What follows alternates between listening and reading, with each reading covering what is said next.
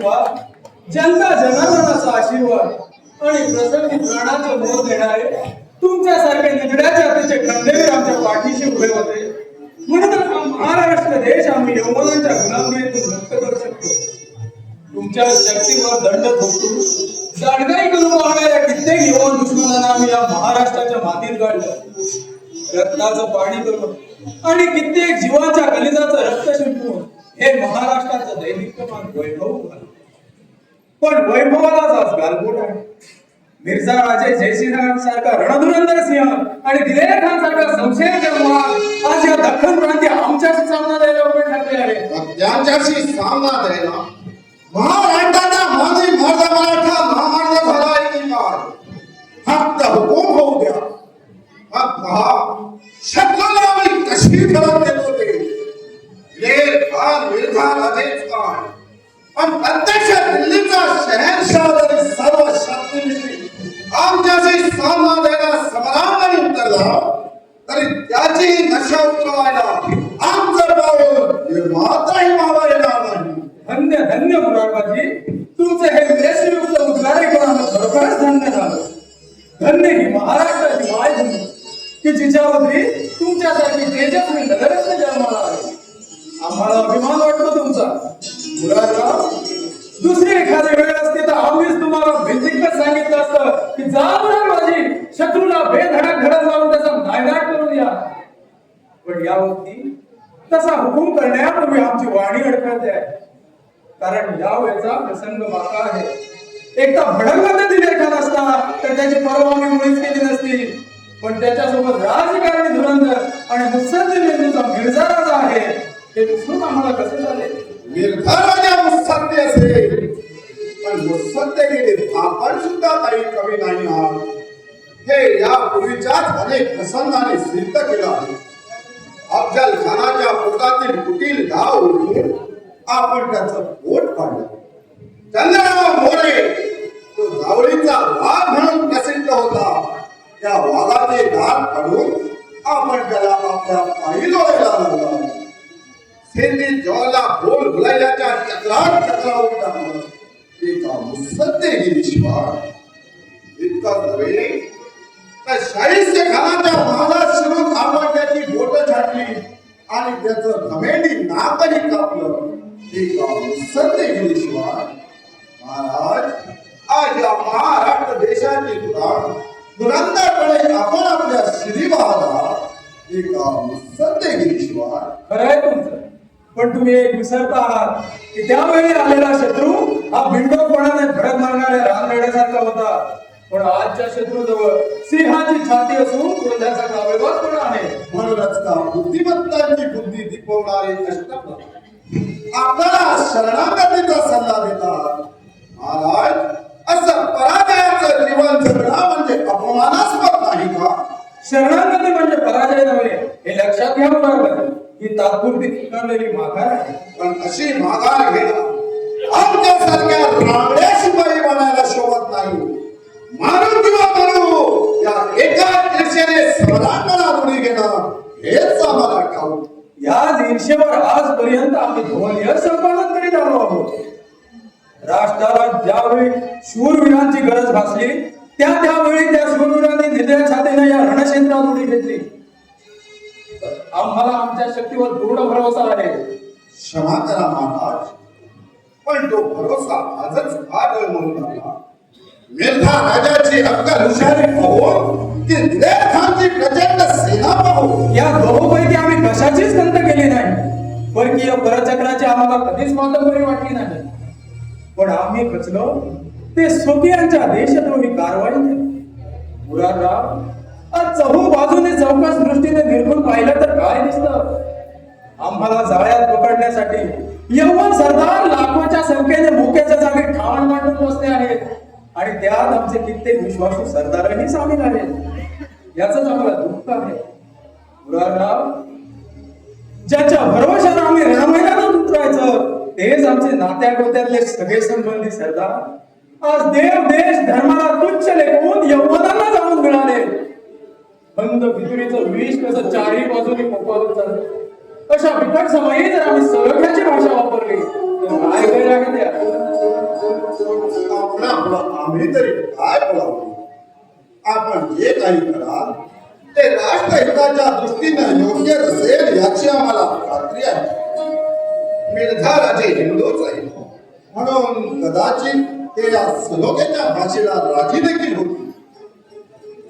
तसं ते राजी झाले की पुढचं पाऊल सावकाशीने उचलून शत्रूला कसं काय पळवून लावता येईल याचा विचार तुमच्या शक्तीवर आम्हाला करायचा आहे. महाराज, रघुनाथ पंतांच्या बरोबरीच्या वाटाघाटी फिसकटल्या तर दिलेर खान अथवा मिर्झा राजे यांनी आपल्या वकिलाची मानहानी केली तर मग महाराज ही मानहानी सहन करणं आमच्या शक्ती पलीकडचं असेल. तसं झालं तर सर्व शक्ती एकवटून जिंकू किंवा मरू या जिद्दीने आम्ही रणांगणात उतरू याबद्दल खात्री ठेवा.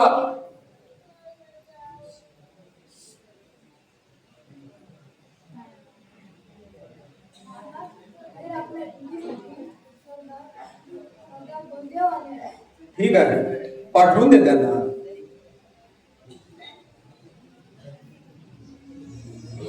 आणि तुम्ही सुद्धा मुरारबाद, युद्धाचा प्रसंग केव्हाही पोसेल याची जाणीव ठेवूनच किल्ल्याच्या संरक्षणासाठी सदैव दक्ष राहा. जशी आज्ञा.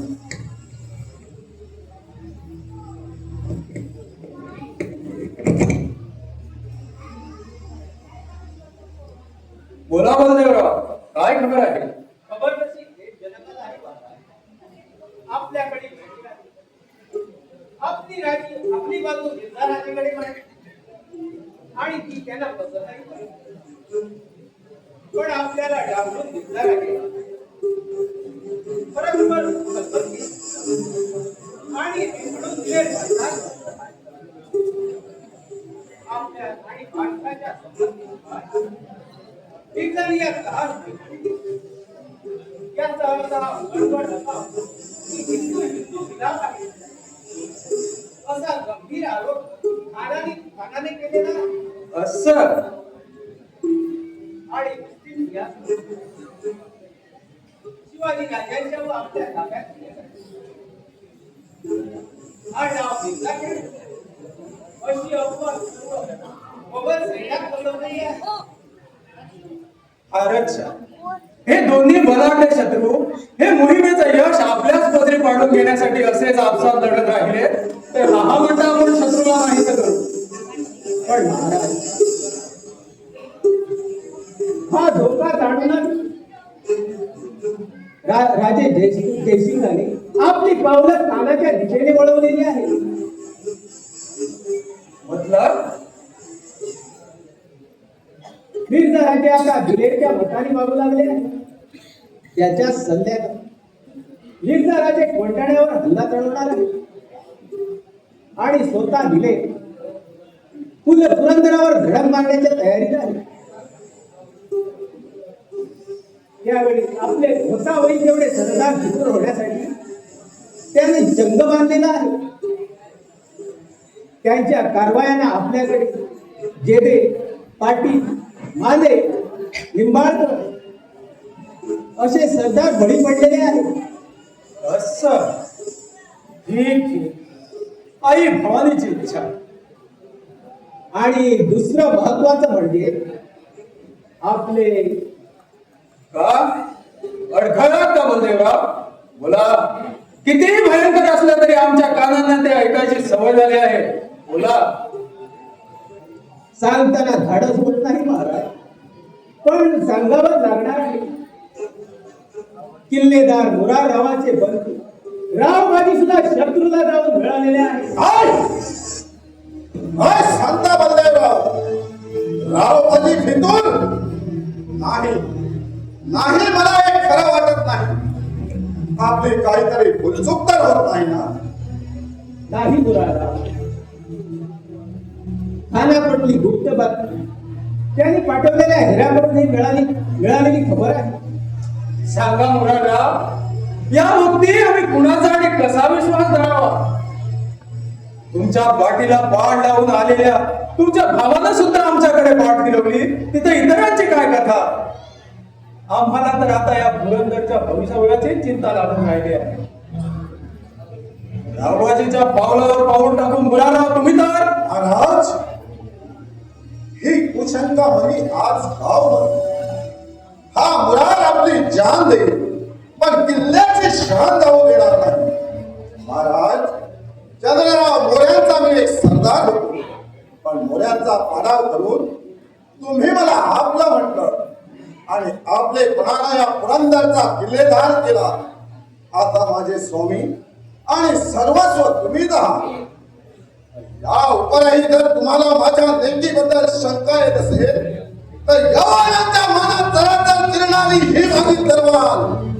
या तलवारीनं मी माझी गर्दन मारून आपल्या चरणावर उतरवितो आणि आपल्याला माझ्या नेमकीची साथ करतो. आवाजावर मुळा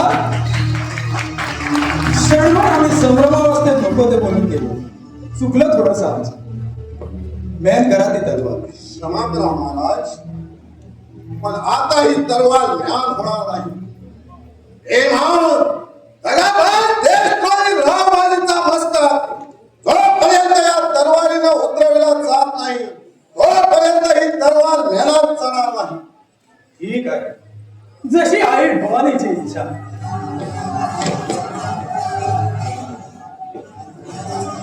अरे हाच आपण पुरंदरवर आल्याची खबर कुणीतरी आणायला दिली. त्वरा करा महाराज, शत्रूची धडक आली. आल्या पावली गुप्त मार्गाने आपण पुरंदर पार व्हा. पुराण, तुम्ही त्या संकटात असताना तुम्हाला सोडून आमचं पाऊल इथून जाण्यासाठी धजावेलच कसं? आम्ही निश्चय केला आहे, तुमच्या खांद्याला खांदा लावून शत्रूशी सामना देण्यासाठी आम्ही या पुरंदरवर उभे ठाकणार आहोत. नका नका महाराज, आमच्यासारख्या सामान्य सरदारांसाठी आपण आपल्या जीवाची बाजी लावू नका.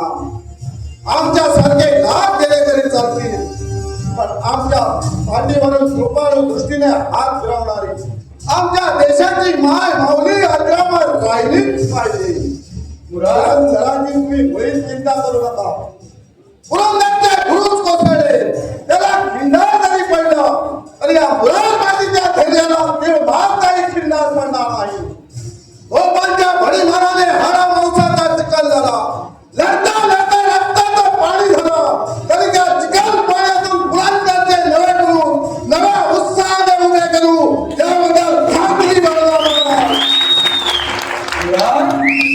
बोलताना बोलणं सहज बोलून गेला, पण त्या बोलानं आमच्या वज्रदेही दिलाला सुद्धा कारुण्याचं खिंडार पाडलं. आम्हाला आमच्या राष्ट्राची शान जरूर वाढवायची आहे, पण अशी लाखोंची जान देऊन नाही रे. असेच आम्ही एकेका घड्यासाठी हजारो प्राणप्रिय साथीदार गमावले, तर हा महाराष्ट्र देश रक्षून राखायचा आहे तो कोणासाठी? आज राखायची बुद्धी हो, दलित पतितांच्या उद्धारासाठी, श्री विष्णू हो ब्राह्मणांच्या रक्षणासाठी, श्री कृष्ण हो माता भगिनींच्या अब्रू रक्षणासाठी, आणि शिवशंकर हो हिंदू धर्म जोपासण्यासाठी. महाराज, हिंदू धर्म जोपासण्यासाठी. लाख बोललात मुराद. आता आम्ही निघतोय या बलदेवसाठी. गडावर अन्नधान्याची रसद चुकून जे आहे. आम्ही पुरंदर पार होताच दारुगोळा रसदवर सैन्याची कुमक पाठवून देण्याची व्यवस्था करतो, पण तत्पूर्वी खानानं जर आपला वेढा मजबूत केला तर? परिणामाची मुळीच चिंता करू नका महाराज. तशीच वेळ आली तर आई भवानीच्या नावानं उपवास करू, आम्ही आमचा उदरनिर्वाह झाड पाल्यावर करू, पण पुरंदरकर प्राणपणाने लढू. मुराद, माझ्या प्राणा, तुला सोडून आमचं पाऊल उचलत नाही. हे मुराद, तुला एकदा डोळे भरून पाहू दे, कडकडून भेटू दे. महाराज,